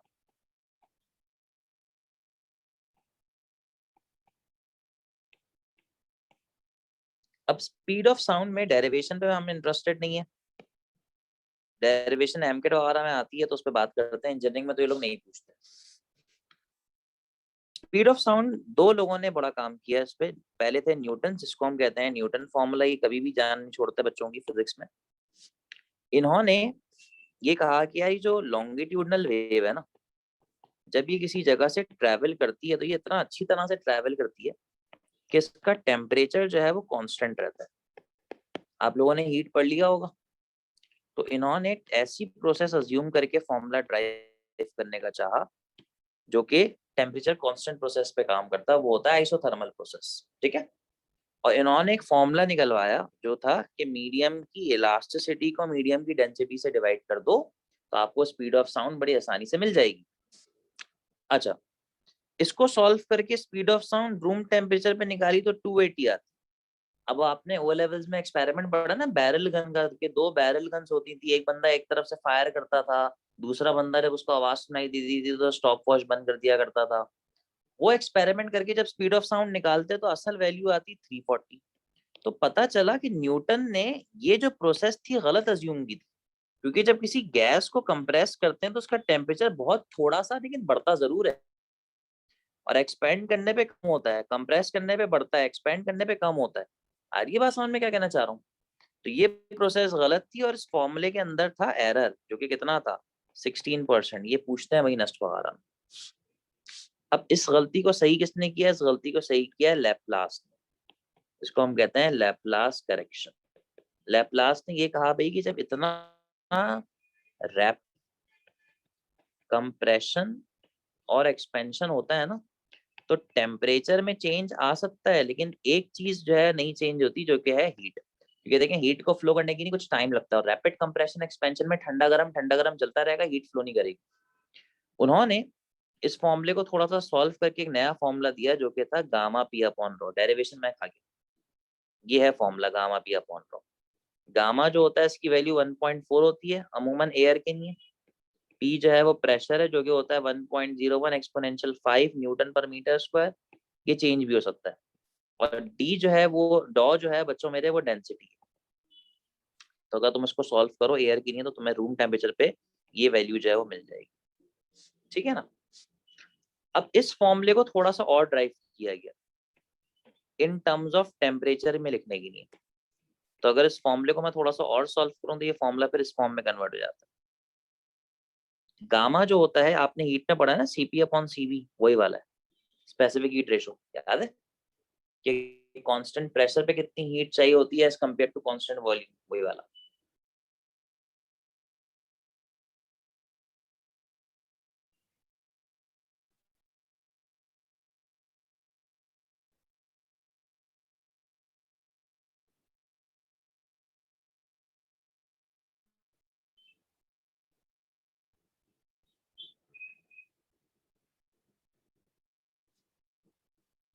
हाँ, ये वाला जो है वो न्यूटन का फॉर्मूला है। ई जो है वो इलास्टिसिटी है, रॉ जो है वो डेंसिटी है। ये जो मैं करा रहा हूँ ये लैपलास का फॉर्मूला। ठीक है। ई जो है वो इलास्टिसिटी है, elasticity of the medium, bulk modulus नहीं होता, वही है।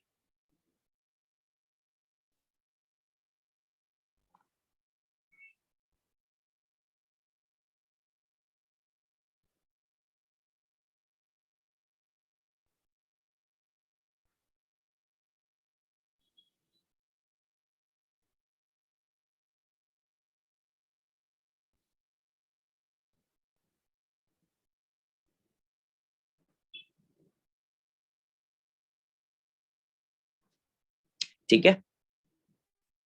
अच्छा, अब जो मैं फॉर्मूला बताने जा रहा हूँ वेलोसिटी इन टेम्परेचर, वो ये फॉर्मूला होता है, टेम्परेचर इन केल्विन अपॉन 273। ये फॉर्मूला बहुत इंपॉर्टेंट है बच्चों, ये आपने अच्छी तरह से याद कर लेना। समझ रहे हैं बातों को? ठीक है। अच्छा, इस फॉर्मूले की खास बात है, इस फॉर्मूले में अगर आप टेम्परेचर को 1 डिग्री बढ़ाओ तो वेलोसिटी में 0.16 मीटर पर सेकंड का राइज देखने को मिलता है। तो ये अक्सर नस्ट वाले पूछते हैं, बाय इंक्रीजिंग 1 डिग्री सेंटीग्रेड या by 1 kelvin temperature the velocity will increase by, तो आंसर होगा 0.61 मीटर पर सेकेंड। समझ में आ रही है सारी बात? तो इस फॉर्मूले को जरा अच्छी तरह से याद कर लीजिए और ये आप लोग कॉपी कर सकते हैं। बट अब मैंने प्रिसाइज तरीके से ना जो आपके काम की बातें हैं वो रखी, और जो फालतू बातें थी वो मैंने बिल्कुल हटा दी, ताकि आप लोगों को at the end of the day बहुत सारा ना पढ़ना पड़े, बस आप स्टिक टू द पॉइंट रखे जाए। अब मैं इसका एक न्यूमेरिकल कराऊंगा और यहाँ पे हमारा जो काम है वो वाइंड अप होना स्टार्ट हो जाएगा आज की क्लास में। फिर डॉप्लर्स को मैं वेव के साथ पढ़ाता हूँ, तो मैं फिर उसको इंशाल्लाह वहाँ पे ट्रीट आउट करूंगा। आप सो कॉपी कर लें पहले।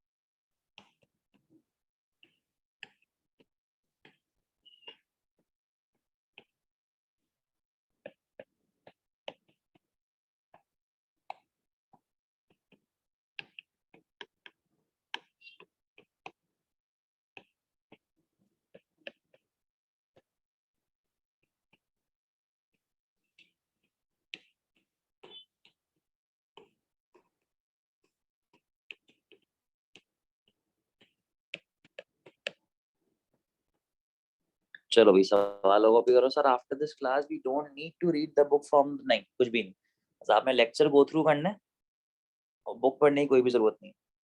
बस आपने लेक्चर अच्छी तरह से गो थ्रू करना है। As far as physics is concern, मेरे जो चैप्टर थे ये देखो, उसमें इतना तो लिखवा दिया है कि अब आपको बुक की ना फिर मसले वसाइल नहीं पड़ेंगे, तो आप इसी को करते जाए इंशाल्लाह।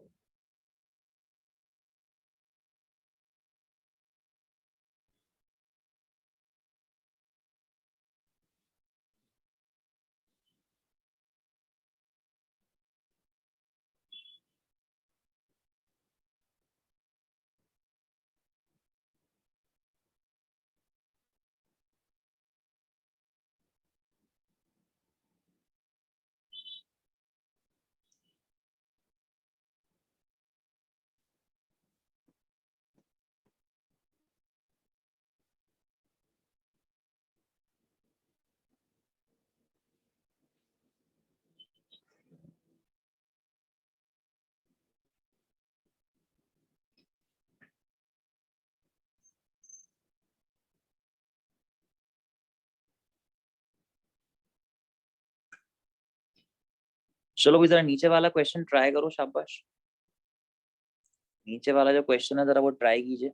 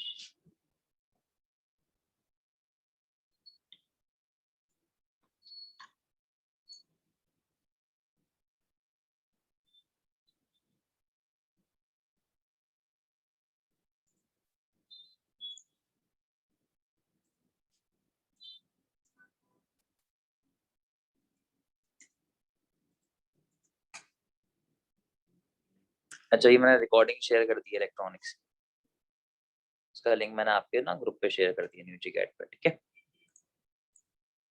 जिसका वो रह गया वो काइंडली देख लेना वहां से। चलो भाई, एक बच्चे का आंसर आ रहा है 300। बस अब सॉल्व करें, शाबाश। अब देखें इसमें आपने करना क्या। सबसे पहले तो फॉर्मूला दिमाग में लो।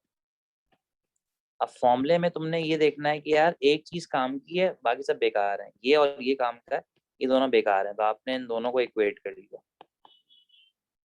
ये वेलोसिटी है, सॉरी वेलोसिटी है। 1 है तो 1 डिवाइड बाय 2 है तो 2 के 2 है ना यहाँ पे।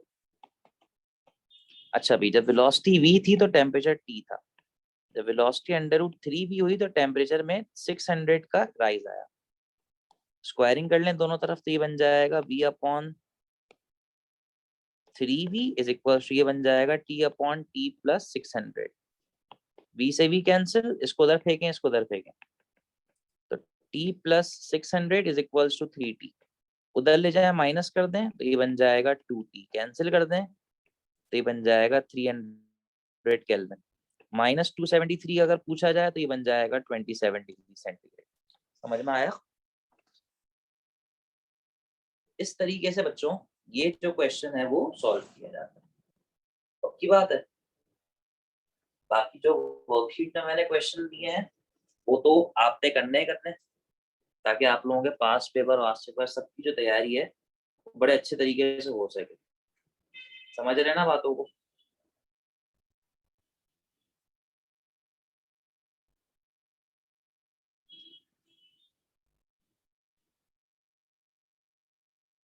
चलो ये बस काम खत्म, आज के लिए इतना ही। अब इंशाल्लाह नेक्स्ट जो क्लास होगी वो मैं इंशाल्लाह संडे को या मंडे को रखूंगा, और उसमें फिर आप लोगों का जो है वो वेव शेप करा दूंगा मैं, पूरा हो जाएगा। एटॉमिक स्पेक्ट्रा या तो पढ़ा दूंगा या उसकी रिकॉर्डिंग डाल दूंगा, ताकि तुम लोगों का टाइम बच जाए और तुम लोगों का जो पूरा काम है वो बड़ी अच्छी तरीके से कवर हो जाए। ठीक हो गया। चलो बच्चों, सी यू बाय नेक्स्ट वीक इंशाल्लाह। ओके भाई, ये मैं रिकॉर्ड ये लेक्चर वगैरह मैं आपको भेज देता हूँ। So you can send your PDF this one 19 की। यार तुम्हारे वाले तो मेरे पास शायद ना हो, लेकिन मैं दूसरे वाले तुम्हारे पर मैं भेज देता हूँ। 19 का मैं लेक्चर जो है भेज देता हूँ, परेशान नहीं। ठीक है, तो मेरा ही है तो वो सेम ही चीज़ है दोनों में, तो मैं भेज देता हूँ। ओके जी, अल्लाह हाफिज, टेक केयर।